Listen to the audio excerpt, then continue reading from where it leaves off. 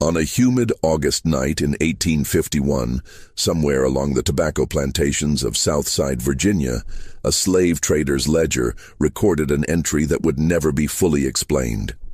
The notation read, "One specimen, age approximately 19, purchased from Charleston Market. Unique physical characteristics. Price, $28.40, nearly 4 times the standard rate." The buyer's name was recorded as Thomas Rutledge, owner of Belmont Estate. What happened over the next 14 months would result in 3 deaths, the complete abandonment of a prosperous plantation, and the systematic destruction of every document related to the estate's activities during that period. Court records from Prince Edward County show that in November 1852, the property was sold at auction for a fraction of its value, with the stipulation that certain rooms remain sealed in perpetuity. Local historians have found 17 separate references to the Rutledge incident in private letters and diaries from the era, yet every official record has been expunged. The few surviving accounts speak of an obsession so consuming it destroyed everything it touched, an obsession that began with a single enslaved person whose very existence challenged every assumption of the time.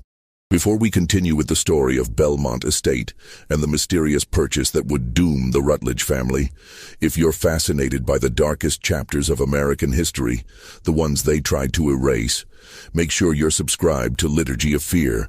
Hit that subscribe button and the notification bell so you never miss stories like this. And I'm curious, where are you listening from? Drop your state or city in the comments below. Now let's discover what really happened behind the closed doors of Belmont Estate and why 3 people would die to keep it secret.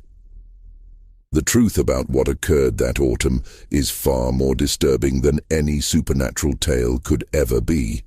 Southside Virginia in 1851 was a world unto itself, a patchwork of sprawling plantations separated by dense forests of oak and pine, connected by rutted dirt roads that turned to thick red mud whenever the autumn rains came.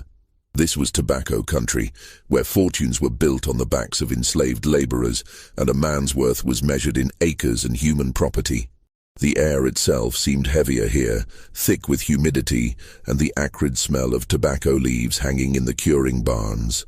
Belmont Estate sat on the eastern edge of Prince Edward County, a 3,000-acre property that had been in the Rutledge family since 1783. The main house was a Georgian-style mansion of red brick with white columns and black shutters, impressive but not ostentatious, befitting a family that prided itself on old money and older traditions. 42 enslaved people worked the property, living in a double row of cabins that stretched behind the main house like a small village of their own. Thomas Rutledge was 37 years old that summer, a tall man with the kind of refined features that came from generations of selective breeding among Virginia's planter class. He had inherited Belmont 7 years earlier upon his father's death, along with considerable debts that he had worked tirelessly to repay. By all accounts, he was known as a stern but not particularly cruel master. He managed his property with the cold efficiency expected of successful planters, neither better nor worse than his neighbors in his treatment of those he enslaved. His wife, Catherine, was 10 years his junior, the daughter of a Richmond merchant who had made his fortune in the shipping trade. She had married Thomas in 1847, bringing with her a substantial dowry that had helped ease the plantation's financial troubles. Catherine was considered a great beauty, slim and pale, with dark hair she wore in the elaborate styles fashionable among Virginia society. But there was something fragile about her, something that suggested she might shatter at the slightest pressure. She had given birth to a stillborn son in 1849, and the loss had changed her in ways that worried the few people close enough to notice. She spent long hours in her upstairs sitting room, reading novels and staring out the window at the fields beyond. The Rutledges lived the life expected of their class. They attended Christ Church in nearby Farmville, hosted dinners for neighboring planters, and maintained the elaborate social rituals that kept Virginia's planter aristocracy functioning. Thomas sat on the county board and served as a magistrate. Catherine organized charitable societies and supervised the household slaves with distant efficiency. On the surface, everything appeared perfectly normal, a prosperous plantation run by respectable people who understood their place in the social order. But beneath that surface, both Thomas and Catherine Rutledge were deeply unhappy in ways they could never articulate, even to themselves. Thomas felt a gnawing emptiness that no amount of success could fill. Catherine felt invisible, fading away a little more each day. They were two people living parallel lives in the same house, barely touching, barely seeing each other. It was into this atmosphere of quiet desperation that the slave trader Samuel Wickham arrived on the morning of August 14, 1851. Wickham was a frequent visitor to the plantations of Southside Virginia, a thin man with sharp features and sharper eyes, always dressed in a black suit that had seen better days.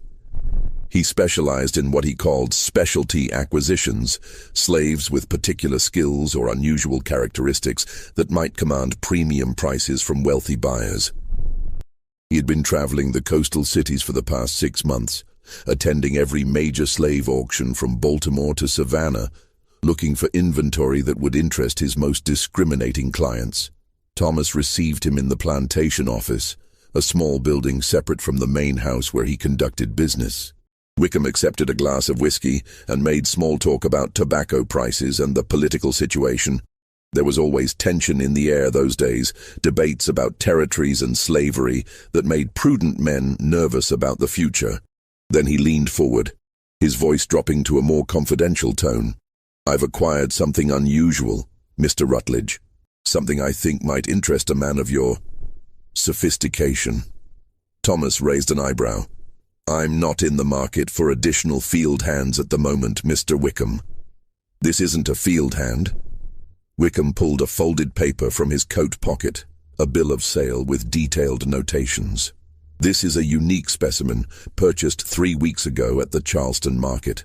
The previous owner was a physician, Dr. Albert Stroud, who acquired this slave from an estate sale in New Orleans. The slave was raised in a household, educated to some degree, can read and write, which is unusual, but that's not what makes this one special." He paused, watching Thomas's face carefully. "This slave is what medical men call a hermaphrodite, born with the physical characteristics of both male and female. It's a genuine medical curiosity, the kind of thing you see perhaps once in 1,000 births. Dr. Stroud documented the condition before his death. The slave is currently healthy, young, perhaps 19 or 20 years old. I'm authorized to offer it for sale to the right buyer, for the right price." Thomas felt something shift inside him, a sensation like falling. Both male and female. Neither one thing nor the other. A perfect ambiguity. The slave has been trained since childhood to accept medical examination. Dr. Stroud ensured complete compliance. It understands its unique nature and has learned not to resist inspection. Wickham's smile became knowing. "I'm asking $2,147, which is well above market rate, but consider what you're purchasing. This is a genuine phenomenon, and beyond any scientific interest." He let the sentence hang in the air. Thomas felt his mouth go dry. He thought of Catherine upstairs, staring out the window at nothing. He thought of his own suffocating sense of emptiness. "I'll need to see the slave first." "Of course. I have the wagon just outside." 20 minutes later, Thomas Rutledge stood in the office, looking at Jordan for the first time. The slave stood in the doorway, hands clasped, eyes downcast in the posture of submission that every enslaved person learned from childhood. Jordan wore a simple cotton shift that revealed little, but even from across the room, Thomas could see what Wickham had described. The strange ambiguity that defied easy categorization. The face was beautiful in a way that belonged to neither sex entirely. Delicate features with high cheekbones, full lips, large dark eyes framed by long lashes. The hair was black, cropped short.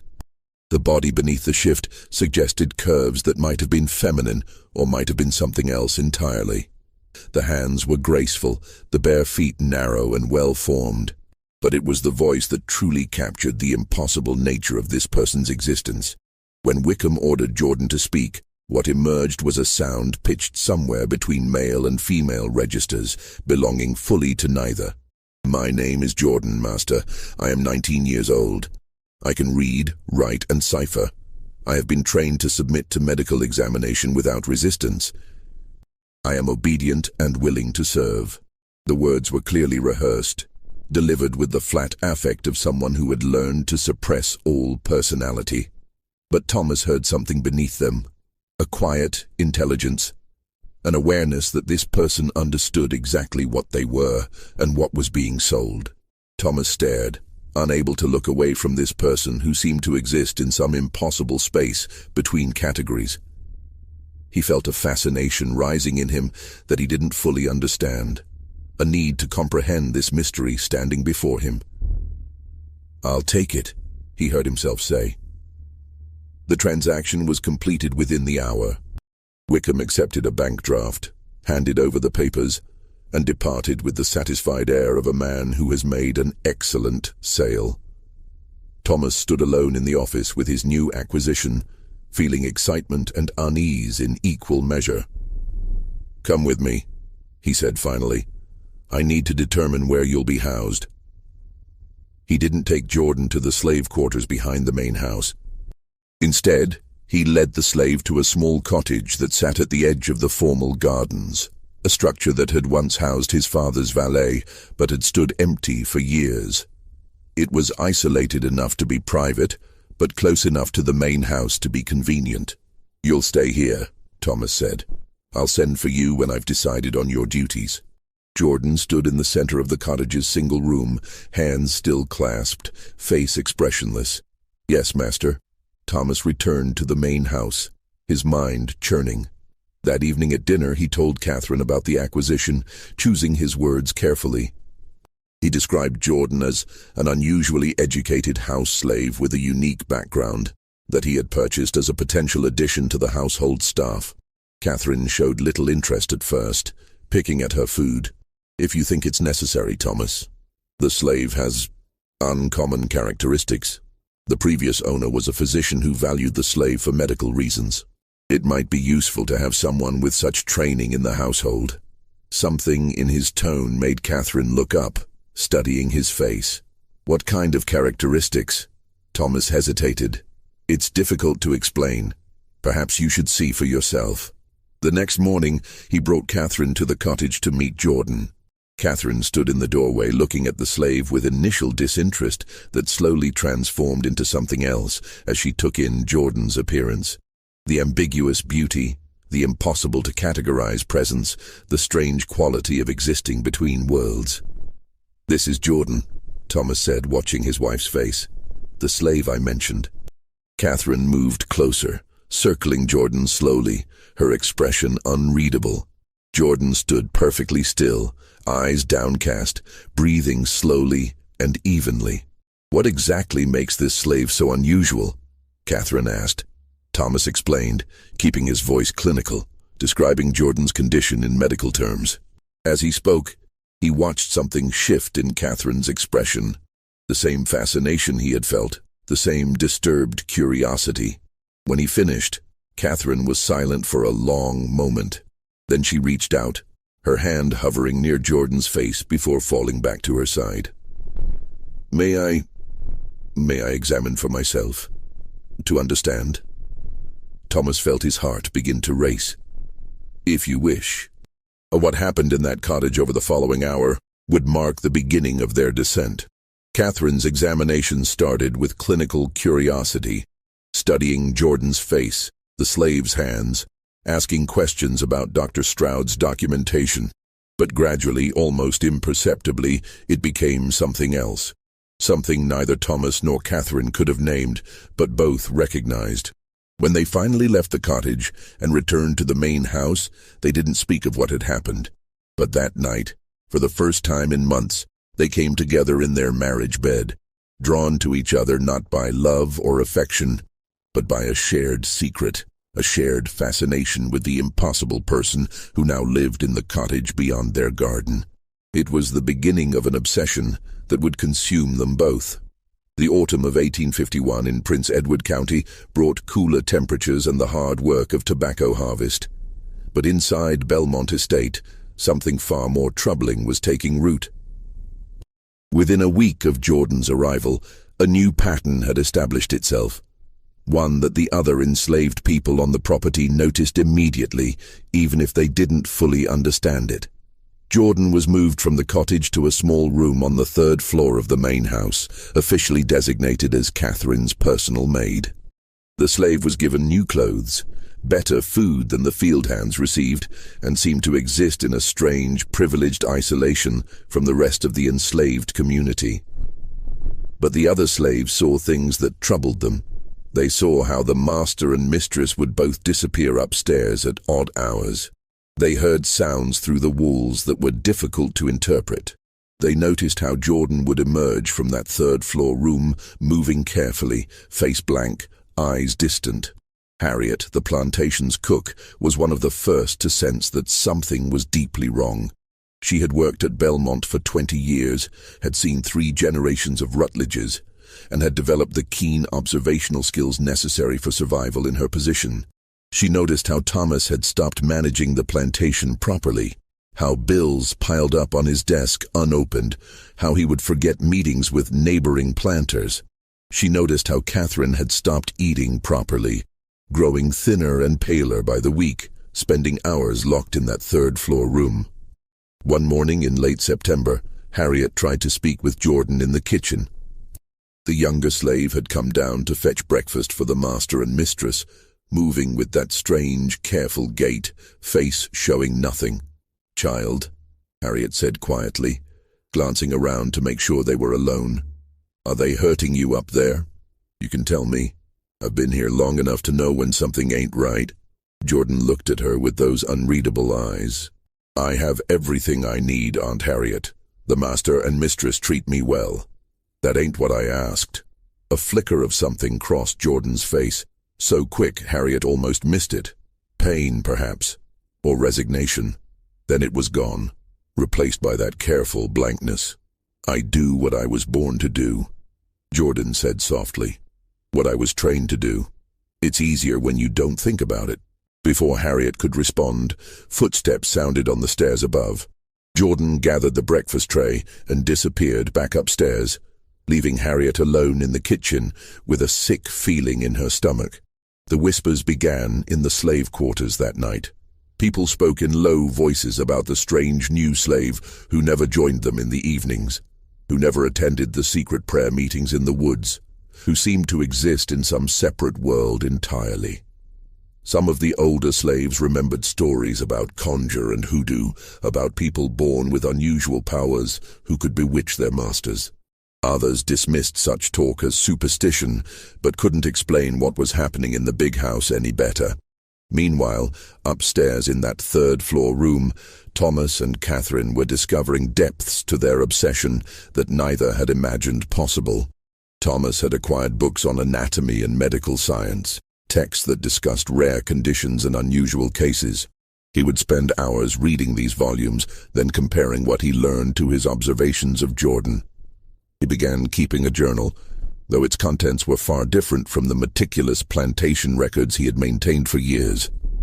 This journal was locked in a drawer, hidden even from Catherine, filled with notations and sketches that would later be destroyed. Catherine's fascination took a different form.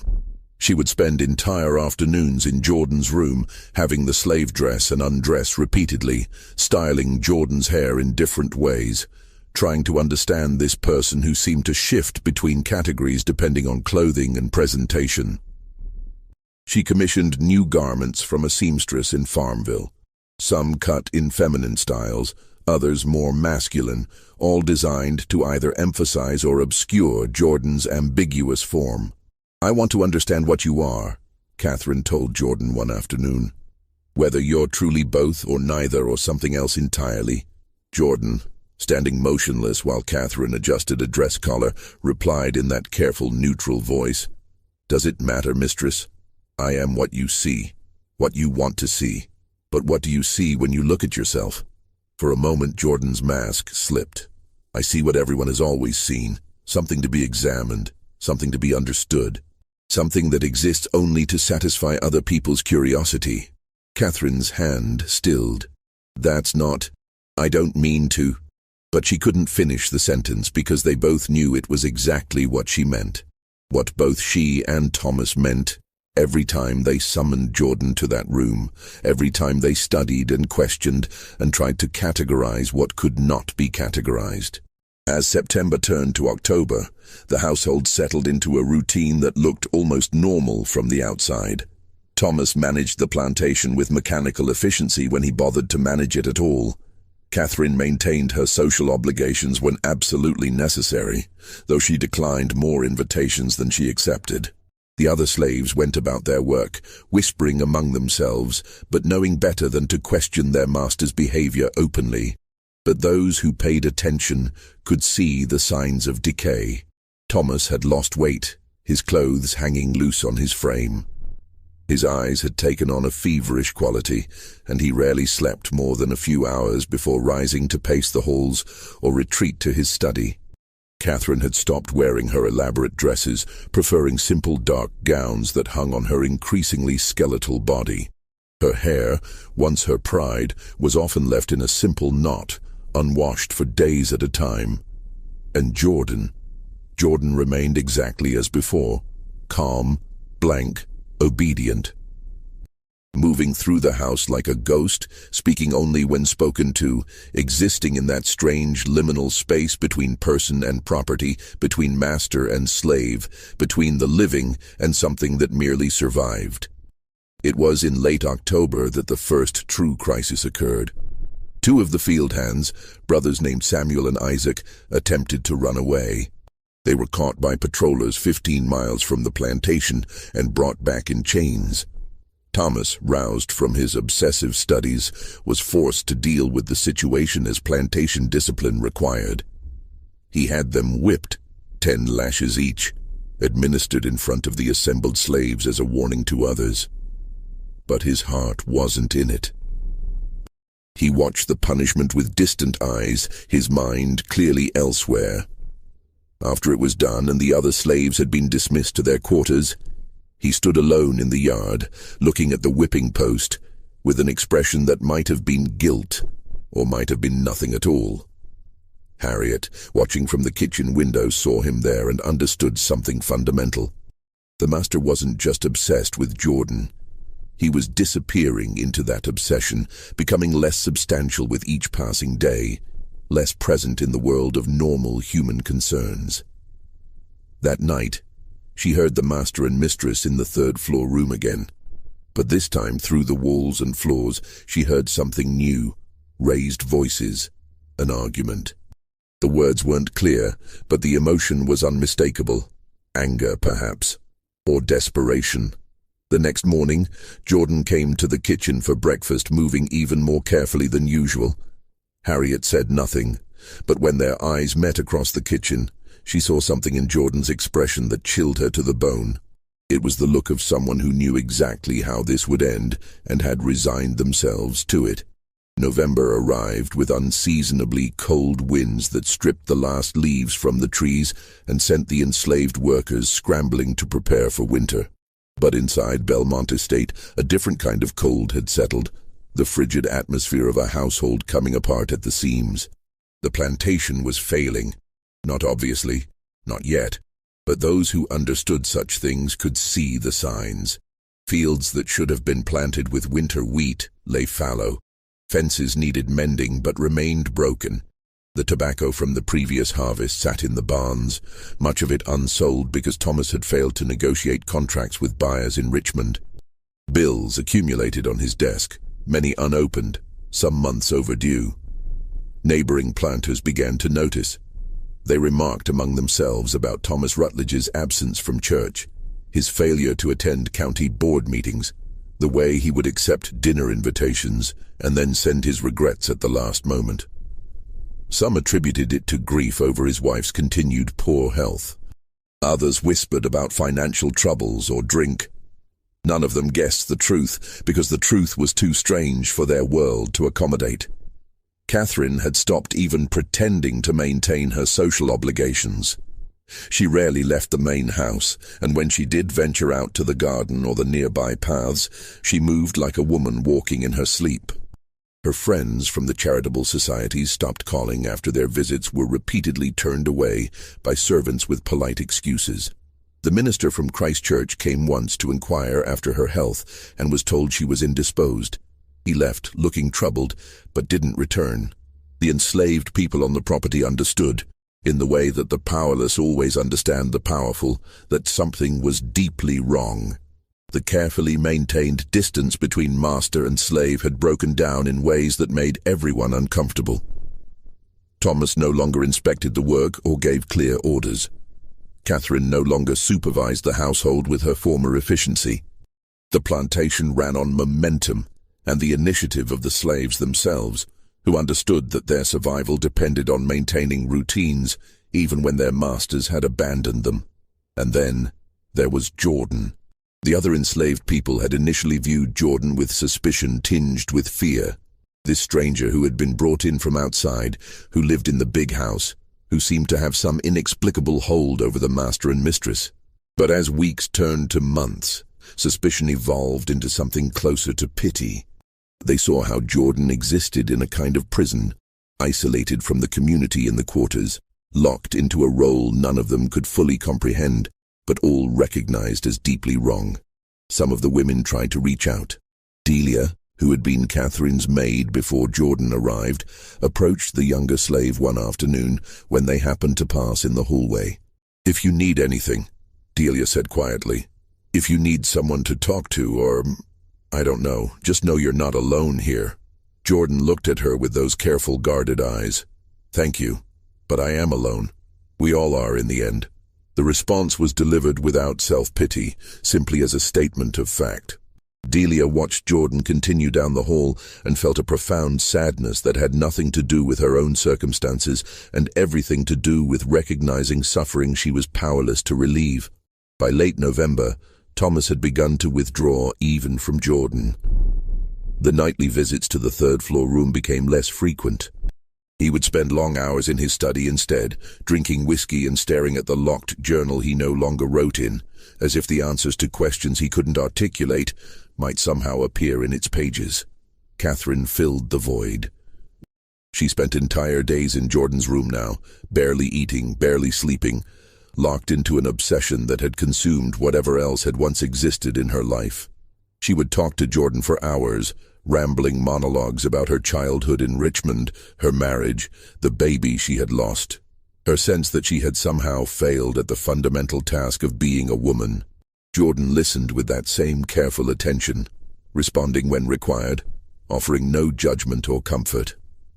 Sometimes Catherine would fall asleep in the chair by the window, and Jordan would cover her with a blanket and sit perfectly still until she woke, hours later, disoriented and confused about where she was. "Why do you stay?" Catherine asked one afternoon. "You could run. Samuel and Isaac tried.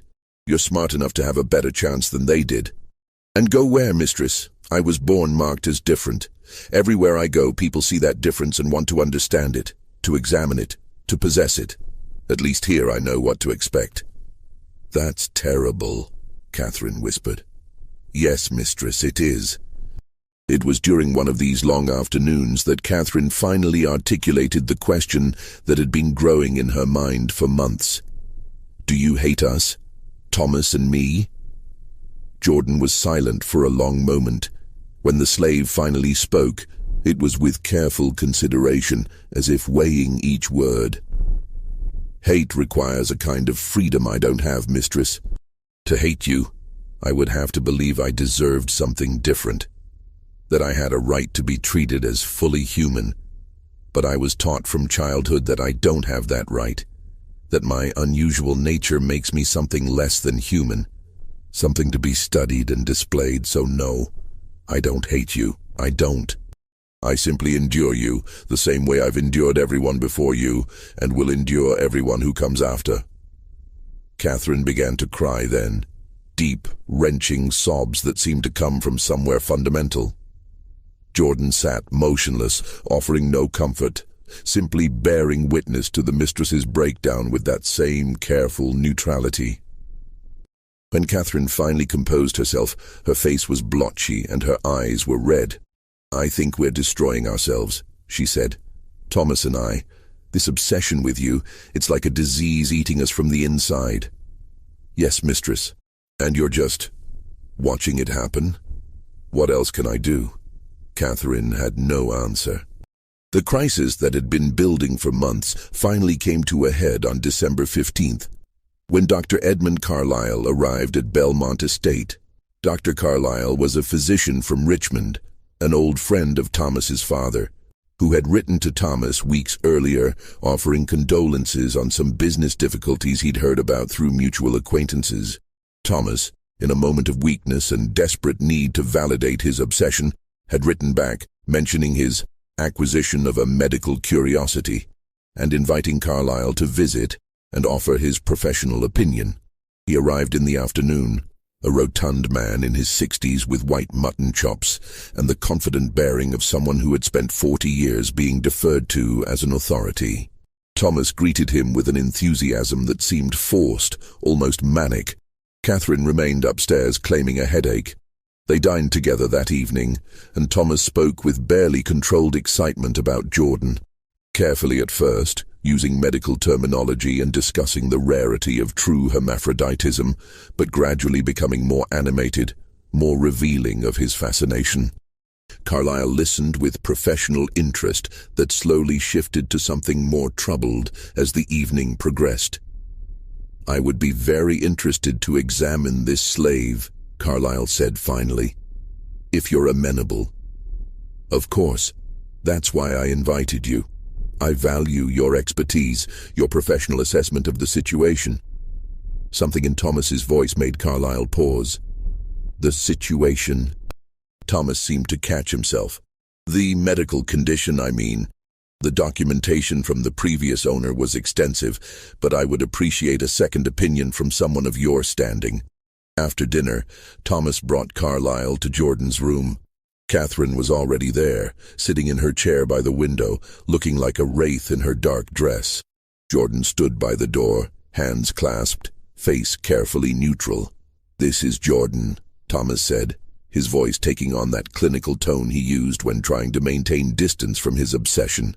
"The slave I mentioned in my letter."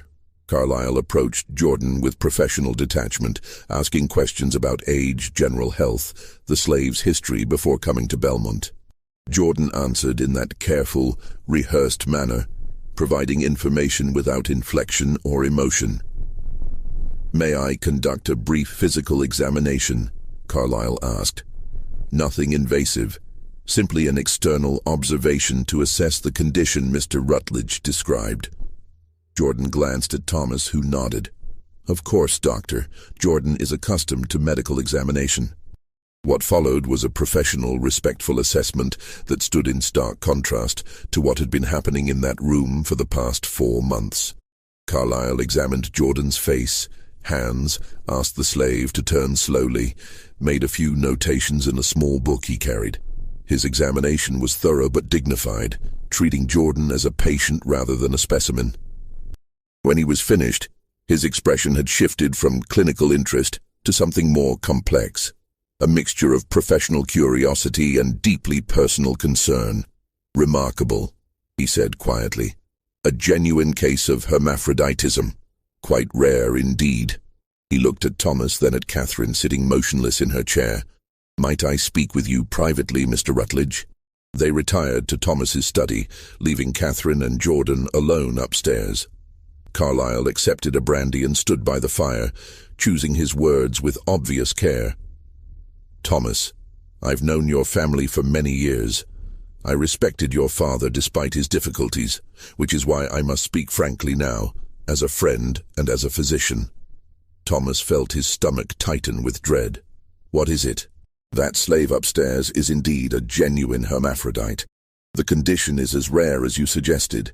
From a strictly medical standpoint, it would be of considerable interest to researchers." Carlyle paused, his eyes grave. "But Thomas, what concerns me is not the slave's condition. What concerns me is the atmosphere in that room, The way you and your wife look at that person, the tension, the obsession I sense beneath your words." Thomas felt his face flush. "I don't know what you're suggesting. I'm suggesting that you've become dangerously fixated on this slave in a way that goes far beyond medical or scientific interest. Your plantation is failing. I could see that on my way up the drive. Your wife looks like she hasn't slept properly in months. You yourself appear—" He paused, searching for the right word. "Consumed. This isn't healthy, Thomas. Whatever is happening here needs to stop before it destroys you." "Jordan is my property," Thomas said, his voice sharper than he intended. "How I choose to manage my property is my concern.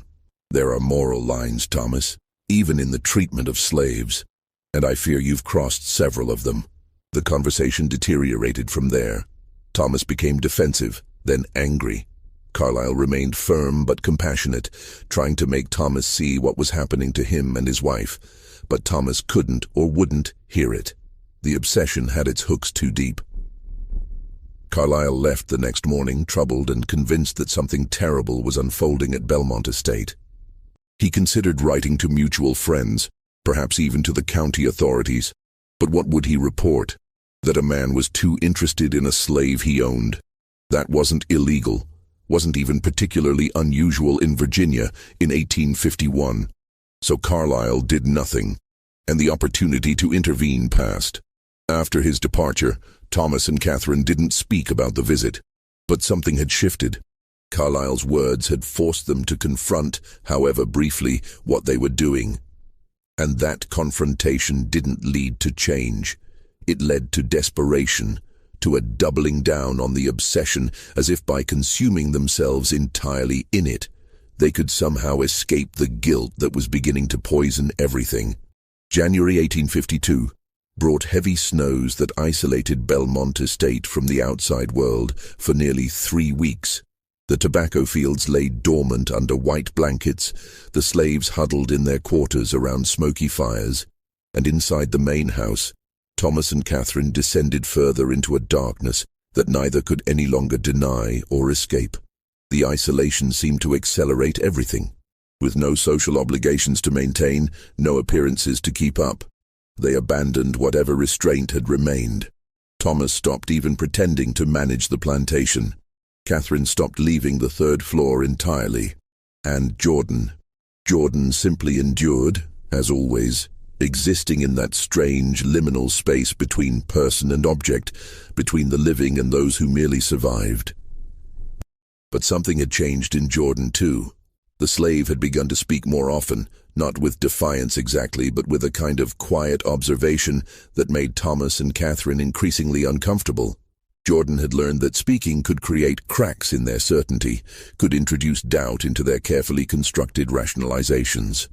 "You're hurting each other now, not just me," Jordan said one evening after Catherine had left the room in tears following an argument with Thomas. "The obsession is eating you both from the inside." Thomas, exhausted and disheveled, looked at the slave with something close to hatred. "What do you want from me? Some acknowledgement that I've wronged you? Your property, Jordan. You exist to serve whatever purpose I determine. Is that what you tell yourself, master? Because from where I stand, it seems like I'm the only free person in this room. You and the mistress are enslaved to your desires, to your need to possess something you can never truly have. I submit to you because the law gives me no choice. But you submit to your obsessions because you've lost the ability to choose anything else." The words struck deeper than any physical blow could have. Thomas raised his hand as if to strike, then let it fall. What punishment could he inflict that would restore the power dynamic that had already collapsed? What threat could he make that would give him back the control he had lost? He left the room without another word. February brought a thaw, but no relief from the tension inside Belmont Estate. The enslaved people in the quarters whispered constantly now, their speculation growing darker and more accurate. Several had begun trying to arrange escapes, knowing that something was terribly wrong and wanting to be far away when whatever was building finally exploded. Harriet refused to bring food to the 3rd floor anymore, forcing Catherine to fetch meals herself or go hungry. 2 more field hands attempted to run and were caught, but Thomas barely seemed to notice when they were returned. The overseer handled the punishment without consulting him, increasingly taking control of day-to-day operations as the master retreated further into his obsession.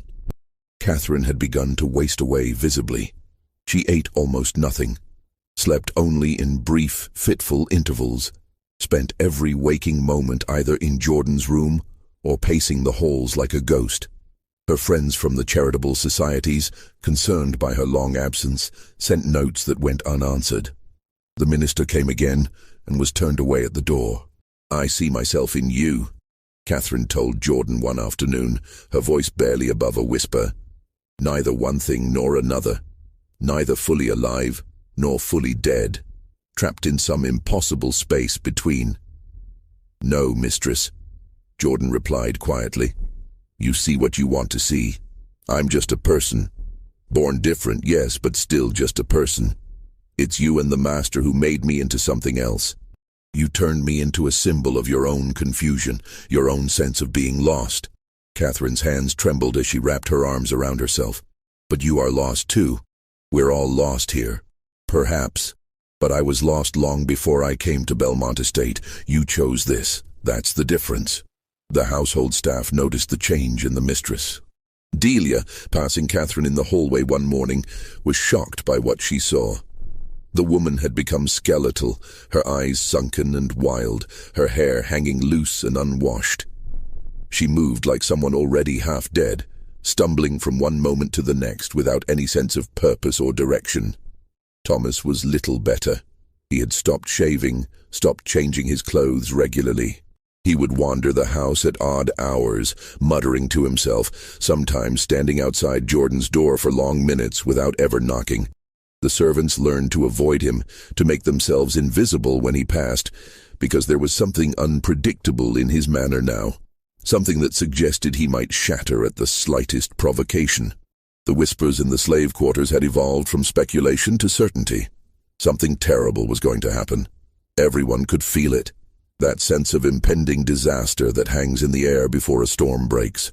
People began making preparations, hiding small caches of food, mending shoes in anticipation of running, having quiet conversations about which direction offered the best chance of reaching free territory.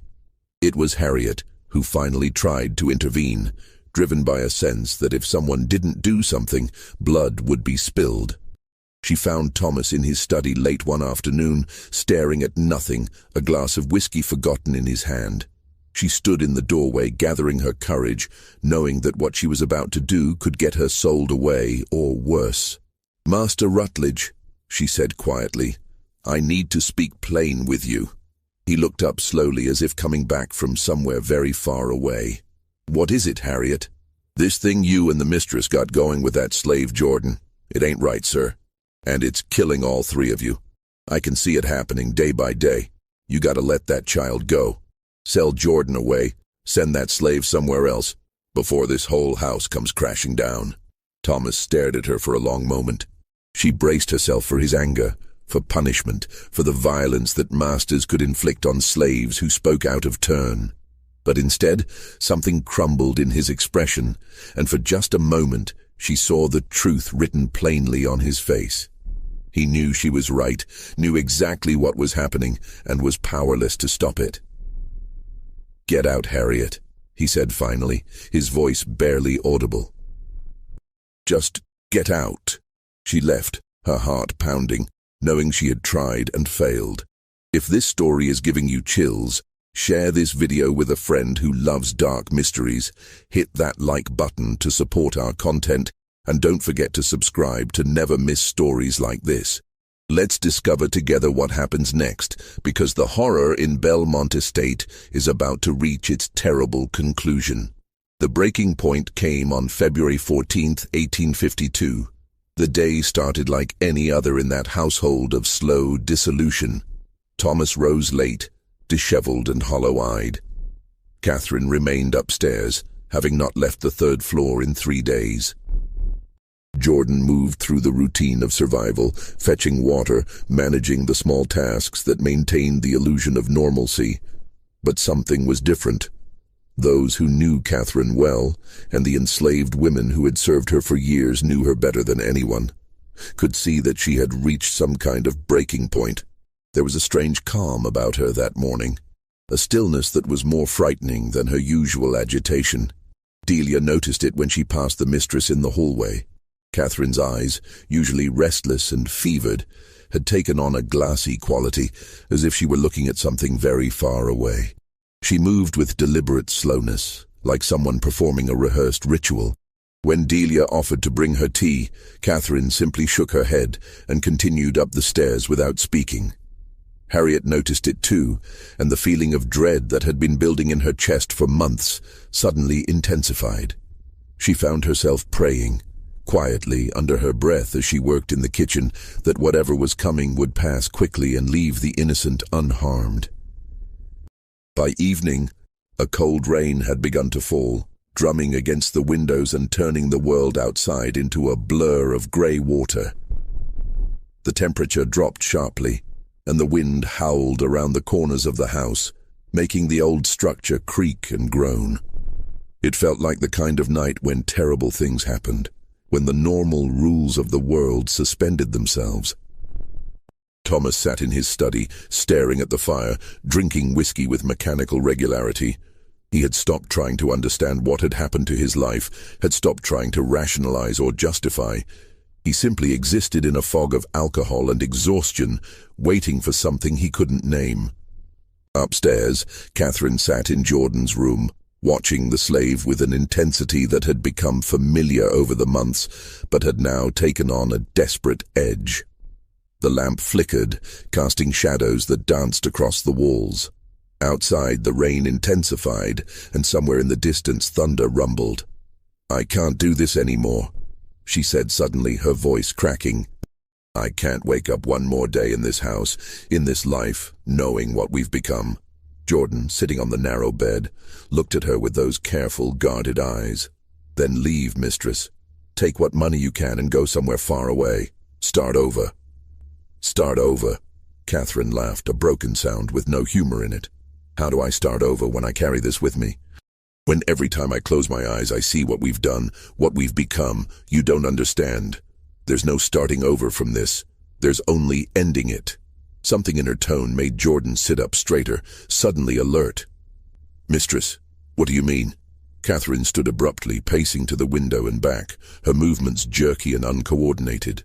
Rain lashed against the glass and lightning briefly illuminated her face, gaunt, haunted, already half dead. "I thought understanding would bring freedom. I thought if I could just comprehend what you are, if I could solve the mystery of your existence, it would somehow solve the mystery of my own emptiness. But it's only made everything worse. You were right. You're just a person, and we turned you into a symbol of our own brokenness. And I can't live with what that makes us. Catherine." Jordan used the mistress's name for the first time, abandoning the careful formality of slavery. "Whatever you're thinking, stop. Talk to someone. The minister, a doctor, anyone who can help you." "Help me?" Catherine's voice rose, taking on a hysterical edge. "Help me what? Forget what we've done to you? Pretend we're decent people? We're not. We're monsters who used another human being to fill the emptiness inside us, and it didn't work. And now I'm hollow all the way through." She moved to the dresser with sudden purpose, opened a drawer, and pulled out something that gleamed dully in the lamplight. A pistol. One of Thomas's father's dueling pistols that she must have taken from the study days ago, hidden here, waiting for this moment. Jordan stood slowly, hands raised in a gesture of peace. "Mistress, please put that down." "Why?" Catherine turned to face Jordan, the gun held loosely in her shaking hand. "So we can keep doing this, keep destroying each other day by day. I'm tired, Jordan. I'm so tired of being alive, so tired of feeling everything and nothing at the same time." Thunder cracked directly overhead, so loud it seemed to shake the house. The lamp flickered wildly, nearly going out, then steadied again. In that moment of darkness, Catherine's face looked like a skull, all sharp angles and hollow eyes. The door burst open. Thomas stood in the doorway, alerted by Catherine's raised voice, water dripping from his coat. He had been standing outside in the rain, she realized, probably for hours. His eyes immediately fixed on the pistol in his wife's hand, and whatever fog of alcohol and despair he'd been living in suddenly cleared. "Catherine, what are you doing?" She turned to look at him, tears streaming down her wasted face, mixing with the lamplight to make her skin seem to glow. "I'm ending it, Thomas. I'm stopping this before it goes any further, before we destroy anything else. Anyone else. Give me the gun." Thomas moved into the room, hand outstretched, his voice taking on a careful, gentle quality she hadn't heard in months. "Please, Catherine, whatever you're feeling, we can what?" She laughed that broken laugh again. "Fix this. Make it right. There's no making this right, Thomas. We destroyed this person." She gestured toward Jordan with the gun, the barrel wavering wildly. "We destroyed each other. We destroyed everything we touched because we were too broken to do anything else. Don't you see? We're poison. Everything we touch turns sick and dies." Jordan spoke then, voice calm despite the weapon pointed in their direction. "Catherine, you're not a monster. You're a person who made terrible choices, yes, but you can still choose differently. You can still walk away from this. Both of you can. It's not too late to. It is too late." The gun shook violently in Catherine's grip. "It's been too late since the day Thomas brought you here. Maybe it was too late years before that, when I married a man I didn't love for money I didn't need. When I tried to be someone I wasn't. When I lost the baby and realized I'd never be the person everyone expected me to be. Don't you understand? I can't keep living like this. Every breath is agony. Every moment I'm awake I see what we are, what we've done, and I can't bear it anymore." Thomas took another step forward, his face pale, his hand still extended. "Catherine, please, think about what you're doing. Think about—" "I have thought about it," she screamed. "I've thought about nothing else for weeks. This is the only thing that makes sense anymore. The only choice I have left that's really mine." But Catherine had stopped listening to her own words. Her face had taken on a strange serenity, as if she'd finally made peace with a decision that had been building for months, maybe years. The shaking in her hands stopped. The wild look in her eyes calmed to something almost peaceful. "I'm sorry," she whispered, looking directly at Jordan. "For all of it. For everything we did to you. For what we turned you into. For using you to avoid looking at ourselves." Then, with movements that seemed to happen in slow motion, she turned the gun away from Jordan and toward herself, pressing the barrel under her chin. "No!" Thomas lunged forward, his fingers grasping for the weapon, but he was too slow, too late, too broken himself to prevent what came next. The sound of the gunshot was deafening in the small room, seeming to compress the air itself and make the lamplight flare impossibly bright for one frozen instant. Catherine's body fell backward, striking the floor with a terrible finality. Blood began to spread across the floorboards, dark and gleaming in the lamplight, pooling around her head like a grotesque halo. Thomas dropped to his knees beside her, making sounds that were barely human.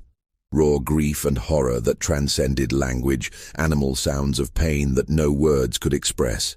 His hands hovered over her body, wanting to touch her, to hold her, but afraid of causing more damage, as if anything he did now could possibly matter. Jordan remained standing by the window, perfectly still, face showing an expression that might have been pity or might have been relief or might have been nothing at all. Outside, the rain continued to fall and thunder rolled across the dark sky, and the world went on as if nothing had happened. Downstairs, the servants had heard the gunshot. Harriet stood frozen in the kitchen, her worst fears confirmed, her prayers unanswered. Delia sat in her room with her hands over her mouth, fighting the urge to scream. The other slaves gathered in the hallway, whispering urgently, trying to decide what to do, whether to run or stay, whether this was the beginning of something worse or the end of the nightmare they'd been living through. Catherine lived for 17 more hours. The bullet had caused terrible damage, but hadn't killed her immediately, leaving her suspended between life and death, in a state beyond consciousness or pain. She lay in her bed while Thomas sat beside her, holding her hand, whispering apologies she couldn't hear, begging forgiveness from someone who was already gone, even though her heart still beat. Jordan brought water and clean cloths, tending to both master and dying mistress with quiet efficiency, saying nothing, offering no comfort or judgment. The slave simply performed the tasks that needed performing, existing in that familiar space of service that required no thought, no feeling, no engagement with the horror unfolding. The household doctor came near midnight, summoned by one of the servants. He examined Catherine, shook his head gravely, and told Thomas there was nothing to be done but wait. The damage was too severe, too deep in the brain. It was a miracle she had survived this long. When Thomas asked if she was suffering, the doctor assured him that no. She was beyond all suffering now, feeling nothing, aware of nothing, already more absent than present. Thomas sent the doctor away and returned to Catherine's bedside, maintaining his vigil through the long, dark hours. He spoke to her sometimes, rambling confessions of guilt and grief and love that he had never expressed when she could hear them. He told her about his own emptiness, his own brokenness, how he had thought she could fill the void inside him and had been devastated to discover she was just as hollow as he was. He told her he was sorry for bringing Jordan into their lives, sorry for starting them down a path that could only end in destruction. But mostly he sat in silence, watching the rise and fall of her chest become slower and shallower with each passing hour. As dawn light began to filter through the windows, grey and cold, matching the rain that still fell outside, Catherine's breathing changed one final time. It became laboured, rattling, the sound of a body giving up its last hold on life. Thomas leaned close, tears falling onto her pale face, his hand gripping hers with desperate strength. "I'm sorry," he whispered one last time, "for everything. For failing you. For all of it." Her eyes opened briefly, clouded and unfocused, perhaps seeing him one last time, perhaps seeing nothing at all.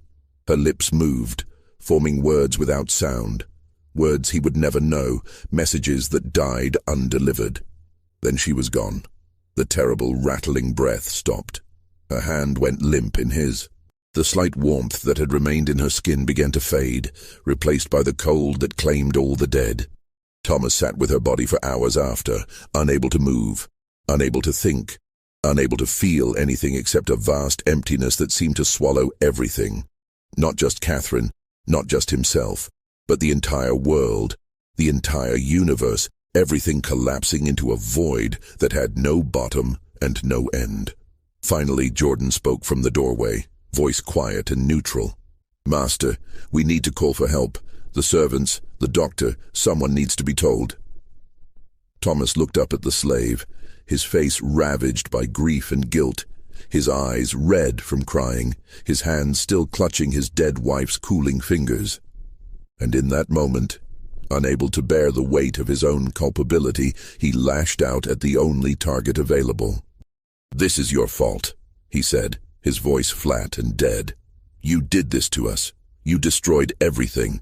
Jordan met his gaze steadily, neither flinching nor arguing, simply accepting the accusation with the same careful neutrality that had characterized every interaction. "No, master. You did this to yourselves. I was just here." The words hung in the air between them, simple, undeniable, devastating in their truth. Thomas had no response. He turned back to Catherine's body and said nothing more. The aftermath unfolded with grim inevitability, each step following logically from what had come before, like a mathematical proof leading to an inescapable conclusion. Thomas claimed Catherine's death was an accident, a tragic misfortune that occurred while she was handling one of his father's old pistols, not understanding it was loaded. The local magistrate, a man who had known Thomas since childhood, and who understood the complications that suicide created for a respectable family, accepted this explanation with visible relief. He conducted a brief investigation that asked no difficult questions and reached the conclusion everyone wanted. Suicide was shameful, legally complicated, problematic for the church, and for inheritance. Accident was simpler for everyone involved. The funeral was held 3 days later at Christ Church in Farmville, well attended by neighboring planters and their wives who came to pay their respects to one of their own. They stood in the cold rain and spoke in hushed, sympathetic tones about the tragedy of a young woman taken before her time. They remarked on how devastated Thomas appeared, how he had aged years in recent months, how grief had hollowed him out until he seemed barely substantial.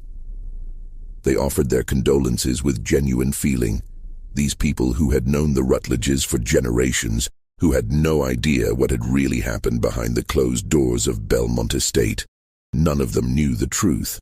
Or if some suspected, if they had noticed Thomas's increasing withdrawal from society, Catherine's strange behavior, the whispered rumors that had begun circulating among the enslaved community, they had the good sense not to speak of it. Some questions were better left unasked in Virginia in 1852. Some answers were too disturbing to acknowledge. But the enslaved community knew. They always knew.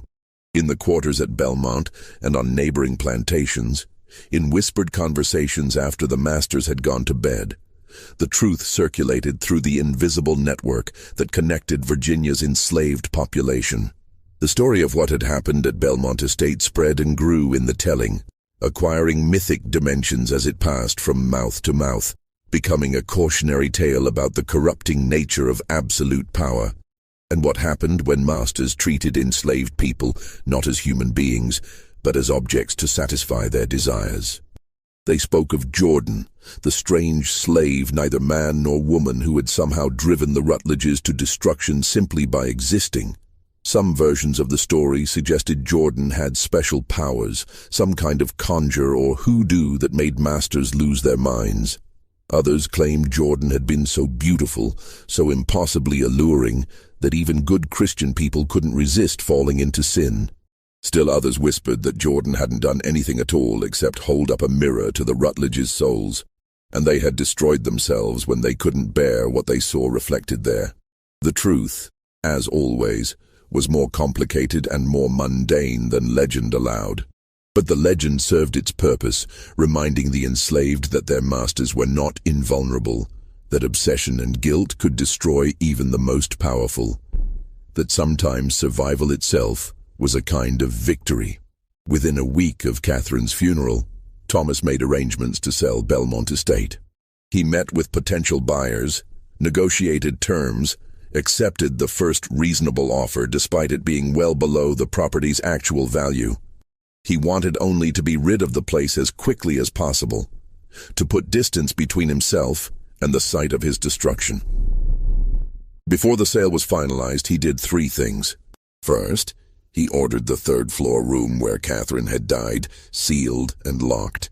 He had workers remove all the furniture, scrub the bloodstains from the floorboards, though the stains never quite disappeared, no matter how hard they scrubbed. Then he had the door locked and the key thrown into the well, with stipulations written into the sales contract that the room remain sealed in perpetuity. The buyer, a merchant from Petersburg, thought it an eccentric request but agreed readily enough. What did he care about one locked room in a house with 20 others? Second, Thomas systematically destroyed every document related to Jordan. Bills of sale, medical records, personal journals, correspondence with Dr. Carlyle. He built a fire in his study fireplace and fed the papers into it one by one, watching years of documentation turn to ash. He burned Catherine's diary too, though he never read it first. He couldn't bear to see his own actions reflected through her eyes, to understand how she had experienced what they had done. Third, he sold most of the enslaved workers along with the property, dispersing them to different buyers across the county. Families were separated, communities broken apart, lives disrupted once again, to serve the convenience of those who owned them. Thomas felt a distant guilt about this, understanding on some level that he was inflicting fresh trauma on people who had already endured so much. But guilt changed nothing.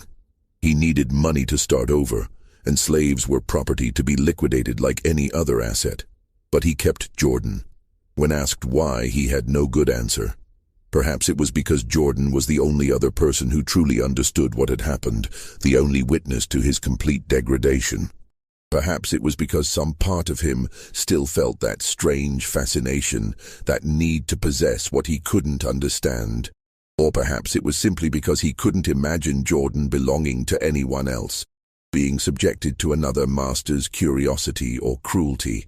He moved to a small house in Lynchburg with just 3 slaves, Jordan and 2 elderly servants too old to fetch good prices at auction. It was a modest residence on a quiet street, nothing like the grandeur of Belmont. Thomas lived there like a hermit, rarely venturing out except for necessary errands, declining all social invitations, withdrawing completely from the world of Virginia's planter society that had once defined his entire existence. His neighbors occasionally saw him walking alone in the early morning hours, moving with the slow, shuffling gait of a much older man, his shoulders hunched as if carrying an invisible weight. He spoke to no one, made no friends, participated in no community activities. He simply existed, going through the motions of living without any apparent purpose or pleasure. Jordan lived in a small room on the 2nd floor of the house, still legally Thomas's property, but no longer subject to the obsessive attention that had characterized their relationship at Belmont. They barely spoke to each other. When they did interact, it was with formal politeness, Thomas giving simple orders about household tasks, Jordan obeying with quiet efficiency. The terrible intimacy they had shared at Belmont was gone, replaced by a vast distance that neither could bridge even if they had wanted to. The relationship had transformed into something almost stranger than what had come before. They were master and slave in the eyes of the law, but in practice they were more like 2 ghosts, haunting the same house, moving past each other without truly connecting, bound together by shared history neither could escape, but both desperately wanted to forget. Sometimes, late at night when he couldn't sleep, Thomas would stand outside Jordan's door with his hand raised to knock, wanting something. Understanding, perhaps. Absolution.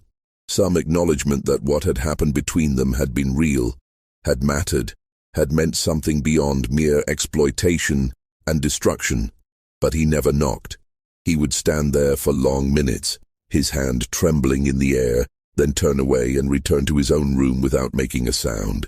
Jordan, lying awake on the other side of that door, knew he was there, could hear his breathing, sense his presence, feel the weight of his unspoken need.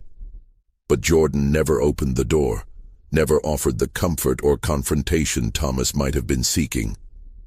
There was nothing to say that hadn't already been said. Nothing to offer that could change what had happened or make it mean something other than what it was.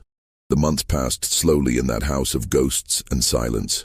Thomas aged rapidly, his hair going gray, his face gaunt, his eyes taking on the hollow look of someone who had stopped seeing any purpose in continuing to exist. He drank, though not to excess, just enough to blur the edges of memory, to make sleep possible on the nights when guilt and grief threatened to overwhelm him entirely. Thomas Rutledge died in his sleep on the morning of November 3, 1852, 9 months after Catherine's death. The physician who was called to examine the body found no obvious cause of death, no disease, no injury, no sign of poison or violence. His heart had simply stopped beating, as if he had decided during the night that living required more effort than he could muster, and his body had obligingly complied with that decision. Sometimes, the physician noted in his report with the careful detachment of professional observation, a man can die of a broken spirit as surely as from a broken bone. The will to live is a mysterious thing, and when it departs, the body often follows soon after. I believe that is what happened here. Jordan was sold at auction along with the other assets of Thomas's small estate. The house, the furniture, the 2 elderly servants. The slave went for $412, a fraction of what Thomas had originally paid, because by then, rumors about Jordan's unusual nature had spread through the local community, and buyers were suspicious of anything connected to the Rutledge tragedy. The man who purchased Jordan was a farmer from Appomattox County who needed household help and didn't put much stock in what he dismissed as superstitious gossip. What became of Jordan after that is unknown. The historical record goes silent, as it does for so many enslaved people whose lives and deaths were considered too insignificant to document. There are no further bills of sale, no estate inventories, no court records that mention a slave matching Jordan's description. The person simply vanished into the vast darkness of the American slave system, becoming one of millions whose stories were never recorded, whose suffering left no official trace beyond whispered legends and sealed documents.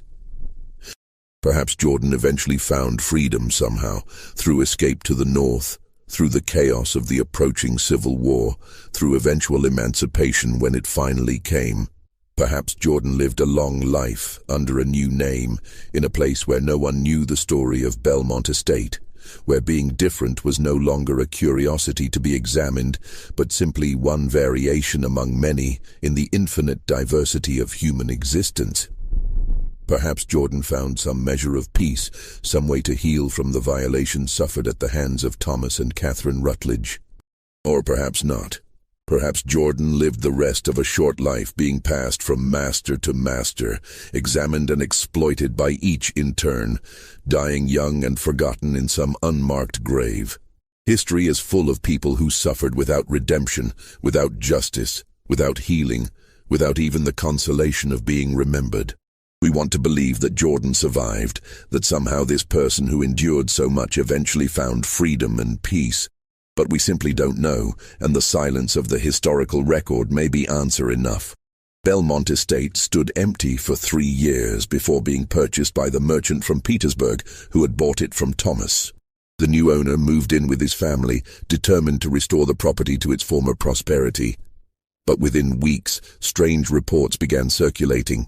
The sealed room on the 3rd floor disturbed everyone who passed it in the hallway. There was a cold spot by the door that never warmed, even in the heat of summer, and sometimes people reported hearing sounds from inside, though the room had been empty and locked for years.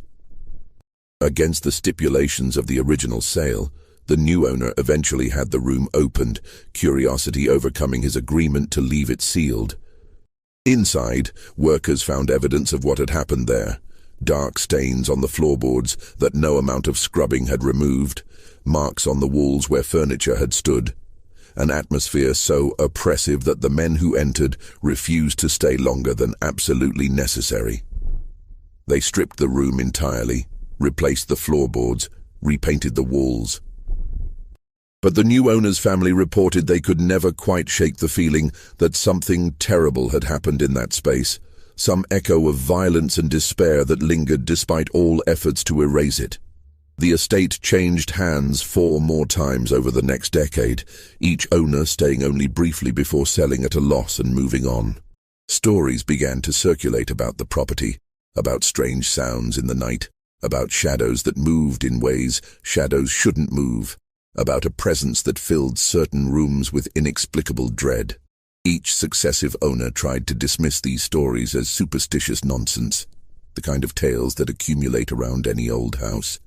But each eventually sold the property for less than they'd paid, and each quietly warned the next buyer that something was wrong with the place, though they could never quite articulate what.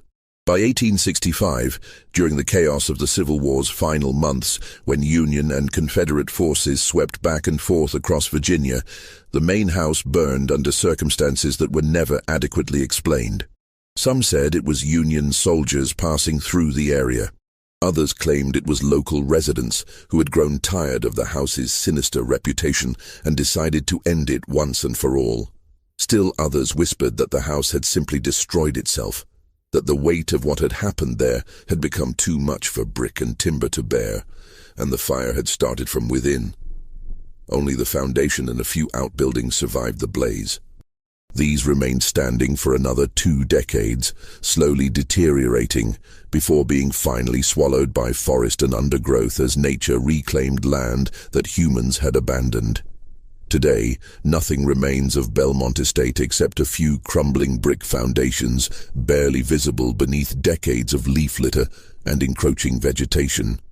The land is privately owned, posted with no trespassing signs that are carefully maintained, though no one seems to know who maintains them or why. Local historians acknowledge that a plantation once stood there, that the Rutledge family lived and died on that property, but details about the estate's history are notably absent from county records, as if someone long ago made a systematic effort to erase the place from official memory. The sealed court documents related to the Rutledge incident